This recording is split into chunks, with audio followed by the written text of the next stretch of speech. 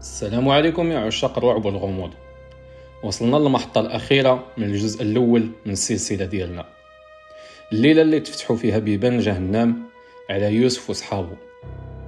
في الحلقة اللي فاتت خلينا الدراري في البارتمان المهجورة. يلا كملوا قراية التعويذة الملعونة، فكوا قيد بنو داعات. الضوء تقطع، الشمعة طفات، وملي شعلوا البريكة لقاو بلي صاحبهم حامد ما بقاش هو حامد، تحول لمسخ مرعب كيقول باللي سميتو الغوال. اللي غتسمعوه دابا هو الوصف الدقيق للمجزرة اللي وقعت في ديك البارتما، ليلة تحولوا فيها أعز الأصدقاء القرابين، وتحولت فيها المخطوطة من ورق قديمة لموس كيدبح. واش يوسف غيقدر يعيش؟ وشنا هو السر الخطير اللي كيجمع بين يوسف وبين داك المارد المسجود من قرون هادي؟ زيروا الصمتة مزيان وحاولوا ما تلفتوش موراكم، طفيو الضوء، ديروا لي زيكوتور، وجدوا راسكم. الحلقة الأخيرة بدات.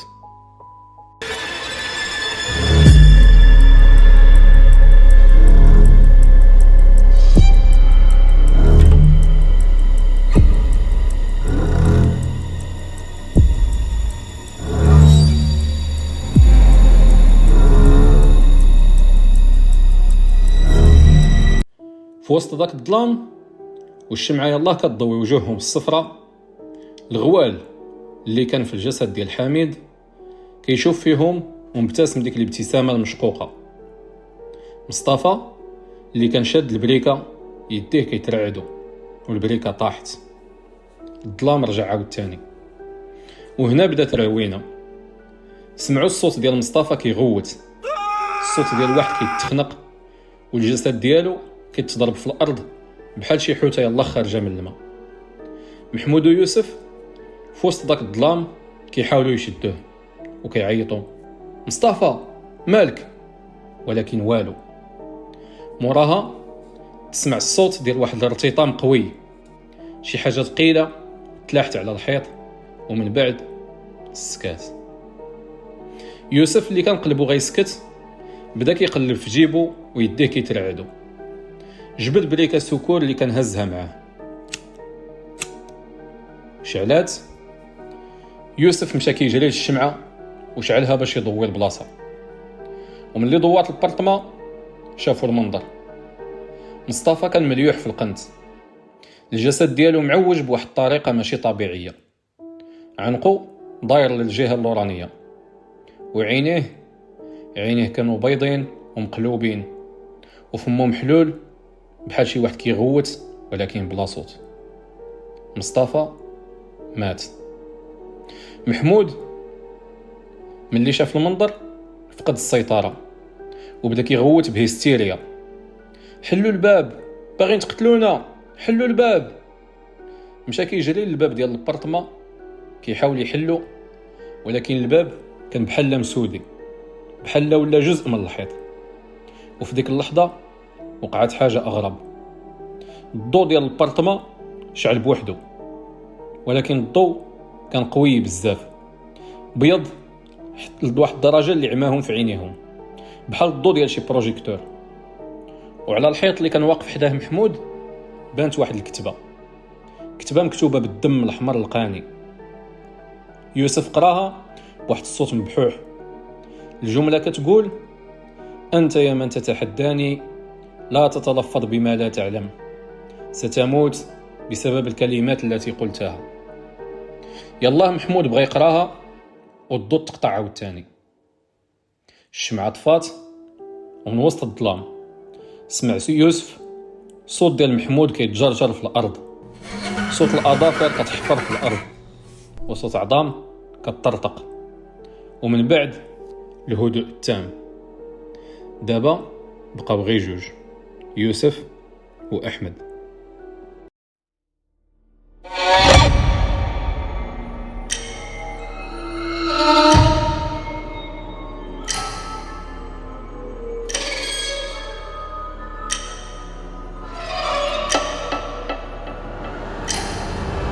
يوسف شعل الشمعة للمرة الثالثة، يدي عامرين عرق ودموع. تلفت جهة أحمد بان لي حمد جالس في القنت ديال الدار، شاد رجليه عنده وكيترعد ومغمض عينيه باش ما يشوف والو. حمد ديجا عنده عقده من الظلام، ودابا زايدها بالجنون والموت. يوسف كيعيط عليه: حمد، حمد، جاوبني. حمد كان حاس باللي الدور وصل عليه. سمع الصوت ديال واحد الخطوات جايين من الكولوار اللي كيدي للكوزينه، خطوات ثقيله.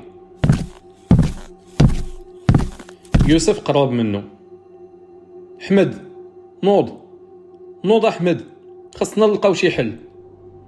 ولكن حمد ما جاوبوش. حمد كان كيشوف شي حاجه يوسف ما كيشوفهاش.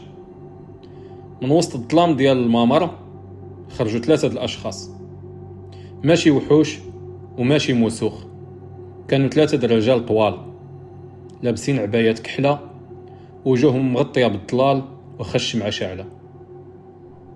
حمد هنا تفكر باللي هادو هما الحراس اللي كان هضر عليهم خالو عماد. هاد الحراس جاو كيتمشاو بخطوات ثقيله ووقفوا دايرين بحمد. واحد فيهم نطق، الصوت ديالو بحال الصوت ديال شي حجر كيتجرى فوق حجر اخر، وهو يقول: كنشكروكم على الوفاء بالعهد، الدم ديالكم هو المفتاح. حمد هز راسو وشاف يوسف نظرة أخيرة، نظرة مجموع فيها اللوم وفيها الحب وفيها الوداع، وهو يقول بواحد الصوت ضعيف: يوسف، قل هو الله أحد الله الصمد. يوسف بغى يجرى صاحبه، ولكن شي قوة خفية دفعاته حتى لصق مع الحيط، ما بقاش قادر يتحرك. بقى كيشوف صاحبه، ودوك الضلال الكحلة نزلوا على حمد، والشمعة طفات للمرة الرابعة.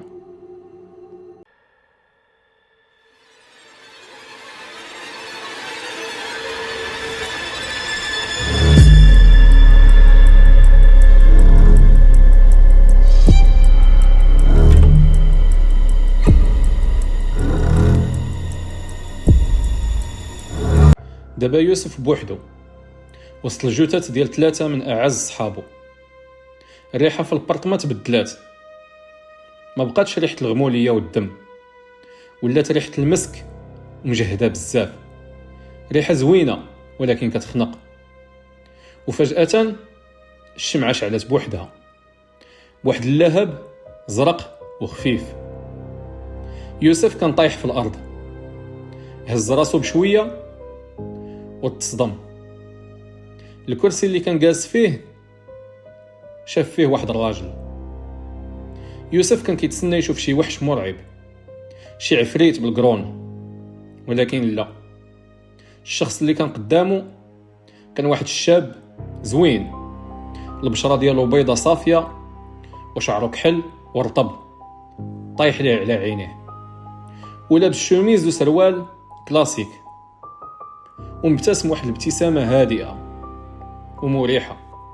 الفرق الوحيد اللي كيخلع هو أن عينيه كانوا واسعين بزاف، والحدقة ديالهم كانت مشقوقة بالطول بحال العينين ديال القطوط. الراجل حط رجل على رجل وشاف يوسف وهو يقول بواحد الصوت حنين: أهلا يوسف، عاش من شافك يا صديقي.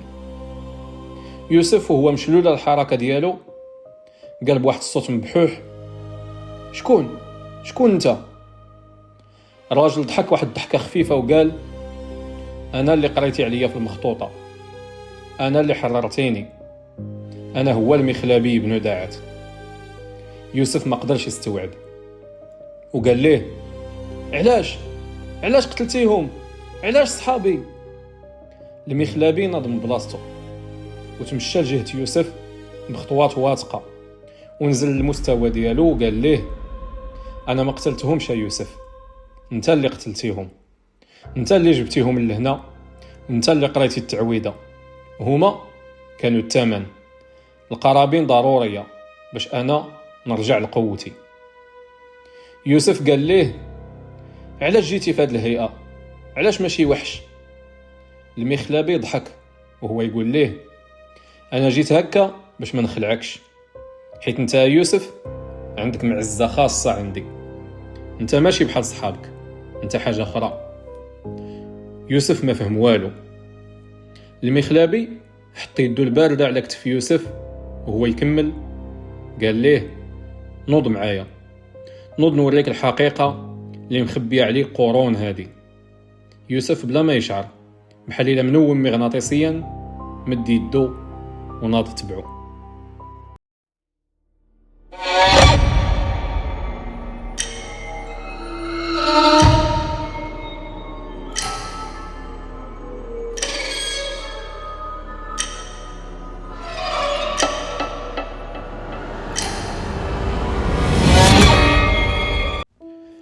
المخلابي حط يدو على الجبهة ديال يوسف وفرمشة عين يوسف ما بقاش في البارطما، لقى راسو في واحد الصحراء كبيرة والزمن رجع اللور بقرون. شاف قدامه واحد الراجل كيجري في الرملة. هاد الراجل كان هو اسماعيل الحلاج، الناجي الوحيد من دوك الربعة اللي مذكورين في المخطوطة. المخلابي كان الصوت ديالو كيتردد في الودن ديال يوسف بحال شي تعليق صوتي، وهو يقول ليه شوف مزيان يا يوسف، هذا هو جدك الخامس اسماعيل الحلاج. ما هربش حيت كان ذكي، هو هرب حيت دار معايا اتفاق. يوسف شاف اسماعيل الحلاج واقف قدام واحد الكهف مظلم وكيقول كنعطيك العهد والولاء مقابل القوة والمال. المخلابي كمل الشرح وهو يقول ليه جدك طلب مني نردو غني وقوي، وأنا طلبت منه المقابل. المقابل ما كانش الروح ديالو، المقابل كانت السلالة ديالو. اتفقت معاه أنني غنخدمو، ولكن في نهار من النهارات واحد من حفادو غيكون الملك ديالي. هنا الصورة تبدلت، بان اسماعيل الحلاج وهو شارف وكيبكي وكيكتب في واحد الحروز باش يحبس الجن. المخلابي الصوت ديالو ولا عامر غضب وهو يقول جدك غدر بيا ملي خدا داكشي اللي بغا وكنا متفقين عليه، خاف ومشى استعان بالملوك ديال الجن المسلمين وحبسوني في داك الكهف وشتتوا الجيش ديالي، ولكن اللعنة بقات كتمشي في الدم ديالكم. المخلابي رجع يوسف للواقع، رجعوا للبرطمة وقال ليه الحقيقة القاسية. قال ليه الحراس ديالي بقاو مراقبين السلالة ديالكم جيل مورا جيل حتى تزاديتي انت عندك نفس القارين ونفس الطاقة ديال جدك، انت هو المفتاح. الحراس هما اللي قيداوك للصور الأزبكية، وهما اللي خلاوك تشري المخطوطة، وهما اللي زرعوا في مخك الفكرة ديال التحدي باش تجيب صحابك وتذبحهم بيديك.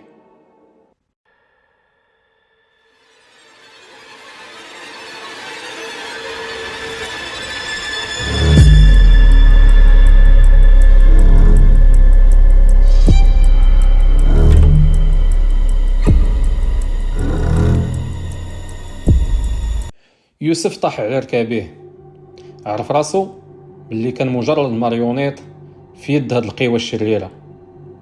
شاف الجثث ديال صحابو والدم مغطي الأرض، شاف المخلابي وقال ليه وهو كينهار، قال ليه صافي أنا درت اللي بغيتي، حررتك وجبت لك الدم، قتلني حتى أنا وهنيني.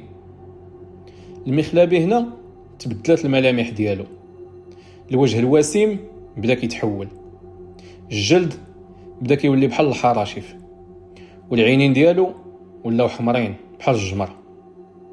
ضحك بواحد الصوت خلى الحيوط كترعد وهو يقول الموت رحمة يا يوسف، وجدك ما رحمنيش من اللي حبسني قرون وانا محبوس في الظلام. انا ما غنقتلكش دابا، انا غنخليك عايش. المخلابي قرب الوجه ديالو المرعب من وجه يوسف وهو يقول ليه غنخليك عايش باش تشوف العالم كيتحرق، غنخليك خدام عندي، غنعذبك في كل دقيقة، وفي كل ثانية، حتى تتمنى الموت وما تلقاهش. يوسف حس بيد ديال المخلابي كتعصر ليه كتافو، والظلام بدا كيبتالعو. واخر حاجه تسمعت في ديك البارطما كانت الغوته ديال يوسف، غوته طويله ما سالاتش، تخلطات مع الضحكات ديال المخلابي والجنود ديالو اللي دابا ولاو احرار. وهكا تفتح باب ديال مدينه الموتى مره اخرى. يوسف شرا كتاب ب10 دراهم، ولكن الثمن الحقيقي كان حياته وحياة صحابه. البوليس ملي جاو البرطمة مورا ايام، ملي الجيران شموا الريحه وديكلاراو، بوليس لقاو 3 ديال الجثث، ولكن يوسف ما لقاو ليه حتى اثر. والناس كيقولوا باللي كاينين شي مرات كيسمعوا الغوات جاي من ديك البرطمة المهجوره في الليل. واحد الغوات كيقول ما تقراوش الكتاب، ما تقراوش الكتاب. الخوت، كانت هذه هي نهاية الجزء الأول من قصة مخطوطة بن إسحاق. هذه الرواية للكاتب حسن الجندي، وحاولنا نعيشوكم في الأجواء ديالها بالدارجة. نتمنى تكون السلسلة عجبتكم، وباقي نكملوا القصة مع الجزء الثاني والجزء الثالث. إذا عجبتكم الحلقة ما تنساوش لايك والاشتراك، وبارطاجيو الفيديو مع أصحابكم اللي عزاز عليهم قصص الخلعة، ونتلاقاو في الأجزاء الجايين إن شاء الله.